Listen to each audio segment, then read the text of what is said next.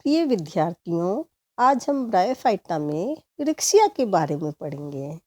Rickshaw का classification या systematic position देखें तो इसे division Bryophyta, class Hepaticopsida, order Marchantiales, family Ricciaceae में रखा गया है। क्लास हिपेटिकोप्सिडा के कुछ जनरल कैरेक्टर्स के बारे में आपको बताना चाहती हूँ। इस क्लास के मेंबर्स लीवरवर्ट्स भी कहलाते हैं क्योंकि इनकी जो प्लांट बॉडी होती है वे लीवर सेगमेंट से मिलती जुलती होती है तथा इनका उपयोग भी लीवर की बीमारियों के उपचार में किया जाता है। इनकी जो प्लांट बॉडी होती है ये डोर्सल वेंट्रल ग्रीन थैलॉइड होती है और ये प्राय भूमि के संपर्क में प्रोस्टेटली वृद्धि करते हैं तथा राइजोइड्स के द्वारा आधार से चिपके हुए रहते हैं। इस प्रकार इन प्लांट्स में टेरेस्ट्रियल हैबिट के प्रति एडेप्टेशंस पाए जाते हैं तथा इन्हें फर्स्ट लैंड प्लांट भी कहते हैं। लीवरवर्ट्स में यद्यपि वाटर और मिनरल्स एब्जॉर्प्शन हेतु राइजोइड्स पाए जाते हैं परंतु ये रूट के समान सक्षम नहीं पाए जाते।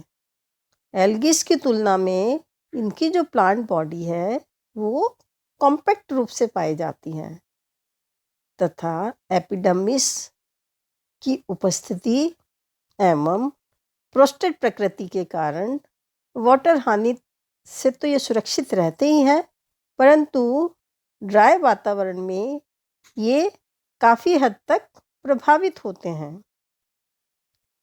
इन्हें लैंगिक जनन के लिए वाटर की आवश्यकता होती है, इसलिए कहा जा सकता है कि लीवरवर्ट्स टेरेस्ट्रियल हैबिट के प्रति पूर्ण रूप से फेवरेबल नहीं होते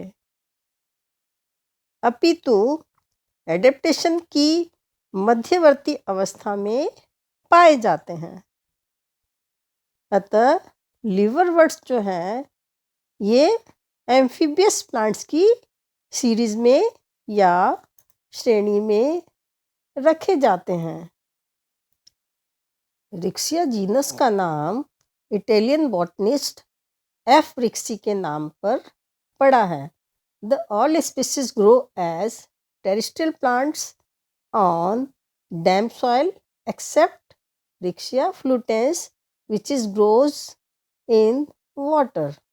The common Indian species are Rixia discolor, Rixia gingentica, Rixia frostile, Rixia melanospora, Rixia crystallina and Rixia flutans. रिक्शिया विश्वव्यापी वंश है। इसकी अधिकतर स्पीसीज साउथर्न हेमिस्फेरी में बहुतायत से पाई जाती है। इस जीनस की लगभग 140 स्पीसीज ऑल ओवर वर्ल्ड में नोन है जिसमें से 31 स्पीसीज इंडिया में पाई जाती है और राजस्थान में इसकी 14 स्पीसीज पाई जाती हैं जिसमें कि प्रमुख स्पीसीज के बारे में मैंने आपको बताया है। रिक्शिया की अधिकांशतः जो जातियां हैं वे स्थलीय होती हैं जो कि मैदानी और निचले पहाड़ी क्षेत्रों यानी कि फुट हिल्स में नम और छायादार वाले स्थानों पर पाई जाती हैं। इस जीनस की केवल 2 स्पीसीज रिक्शिया फ्लूटेंस और रिक्शिया आबुएंसिस एक्वेटिक या जलीय स्पीसीज हैं जो कि स्थिर जल पर फ्री फ्लोटिंग के रूप में पाई जाती हैं। रिक्शिया रेटिकुलाटा ड्राई आवासों में पाई जाती है। रिक्शिया की अधिकांशतः जो स्पीसीज हैं ये वर्षा ऋतु में जुलाई से लेकर अक्टूबर तक मिलती है जबकि रिक्सिया क्रिस्टेलाइना जो स्पीसीज है ये शीत ऋतु में भी पाई जाती है। द गैमेटोफिटिक फेज और gametophytic plant body. The spores is the first unit of gametophytic generation. यहाँ से गैमेटोफिटिक जनरेशन स्टार्ट हो जाती है। External structure of plant body. इसकी जो प्लांट बॉडी है ये गैमेटोफिटिक थैलस के रूप में होता है। Thallus, prostrate, flat, dorsiventral, dichotomously branch होता है और इसकी जो ब्रांचिंग होती है उसकी आकृति को निर्धारित करता है।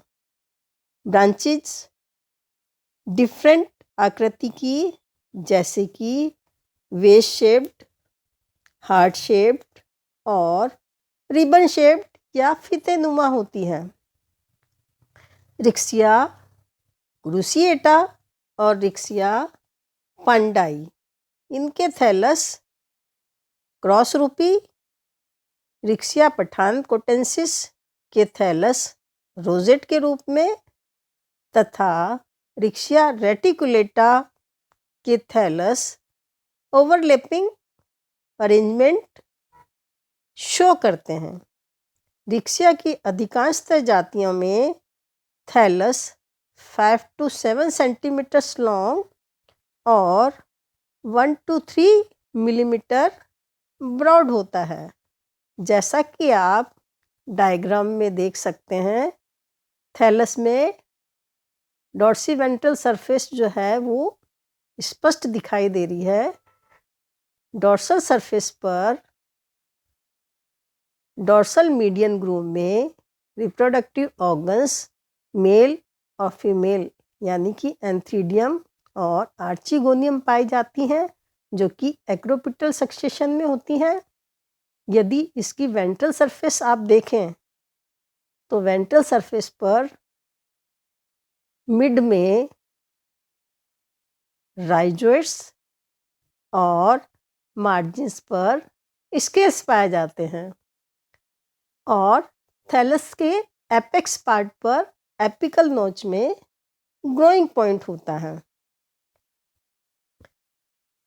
थैलस की प्रत्येक ब्रांचेस के एपेक्स पर एक नोच होती है जिसमें कि ग्रोइंग पॉइंट होता है।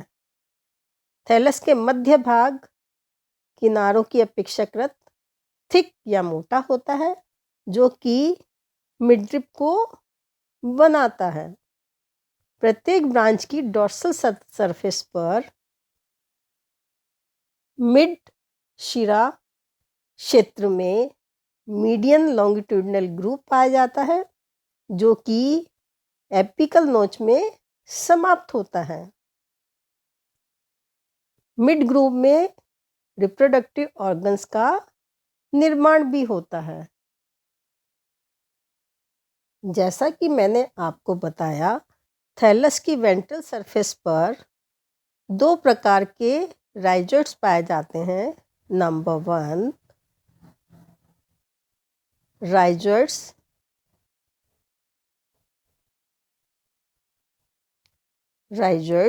दो प्रकार के होते हैं, स्मूथ वॉल्ड एंड ट्यूबरकुलेटेड।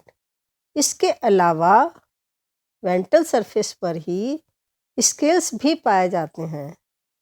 राइजोइड्स अधिकांशतः मध्य क्षेत्र में डिस्ट्रीब्यूटेड रहते हैं और ये राइजोइड्स यूनिसेलुलर, अनब्रांच और बहुत ही कोमल या सॉफ्ट स्ट्रक्चर्स होती हैं जो कि थैलस की लोअर एपिडर्मिस से निर्मित होती हैं। और जैसा कि मैंने आपको अभी बताया, स्मूथ वॉल्ड राइजोइड्स और ट्यूबरकुलेटेड राइजोइड्स, दो तरह के राइजोइड्स इसमें पाए जाते हैं। स्मूथ वॉल्ड राइजोइड्स की बाह्य व अंतर्भित्तियां स्ट्रेच व सपाट होती हैं या स्मूथ होती हैं, जबकि ट्यूबरकुलेटेड राइजोइड्स की इनर वॉल या अंतर्भित्ति पर अनेक प्रोजेक्शन या पैच लाइक उभार पाए जाते हैं। कुछ स्पीसीज जैसे कि रिक्शिया सेंगुनिया, इसमें केवल स्मूथ वॉल्ड राइजोइड्स ही पाए जाते हैं। ट्यूबरकुलेटेड राइजोइड्स का इसमें अभाव होता है। राइजोइड्स का मेन फंक्शन है वाटर और मिनरल्स का एब्जॉर्प्शन करना या अवशोषण करना, साथ ही प्लांट को फिक्स करना या प्लांट के फिक्सेशन में भी ये हेल्प करते हैं। अब हम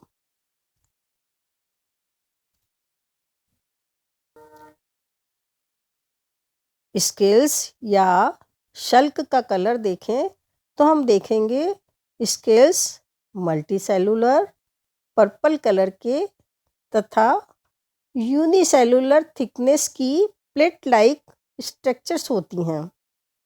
थैलस के अंतस्थ सिरे पर एपिकल नॉच के निकट ये सघन रूप से पाए जाते हैं। इस प्रकार स्केल्स एपिकल ग्रोइंग पॉइंट को प्रोटेक्ट करने का काम भी करते हैं। यंग थैलस में स्केल्स एकल मध्य पंक्ति के रूप में अरेंज रहते हैं। जैसे जैसे थैलस वृद्धि करता है, मध्य भाग से प्रत्येक स्केल्स या सल्क 2 खंडों में टूट जाता है। अतः मैच्योर थैलस में इसकी 2 पंक्तियां ही दिखाई देती हैं। प्रत्येक पंक्ति का स्केल या शल्क वास्तव में हाफ स्केल्स को निरूपित करता है। नम स्थलीय जातियों में या नम स्थलीय आवासों में उगने वाली जो जातियां होती हैं, उनमें स्केल्स प्राय छोटे या अल्पकालिक होते हैं, परंतु ड्राई आवास में उगने वाली जातियों में स्केल्स प्राय बड़े और दीर्घस्थायी होते हैं। कुछ जलीय स्पीसीज जैसे कि रिक्सिया फ्लूटेंस, इसमें थैलस लंबा, अपेक्षाकृत संकीर्ण, कोमल, चपटा, रिबन सदृश्य होता है और डाइकोटोमसली ब्रांच होता है। एक्वेटिक स्पीसीज या जलीय स्पीसीज में स्केल्स तथा राइजोइड्स, इन दोनों का अभाव होता है, यानी कि ये दोनों ही एक्वेटिक स्पीसीज में एब्सेंट होते हैं। जल निमग्न जातियों में प्राय स्टराइल नेचर पाया जाता है। इनमें रिप्रोडक्टिव ऑर्गन्स का विकास उन्हीं परिस्थितियों में होता है जब थैलस का स्तर कम हो जाने पर जलाशय की गीली मिट्टी पर चिपक कर ये टेरेस्ट्रियल रूप से हो जाते हैं। अब हम नेक्स्ट क्लास में थैलस के इंटरनल स्ट्रक्चर के बारे में पढ़ेंगे।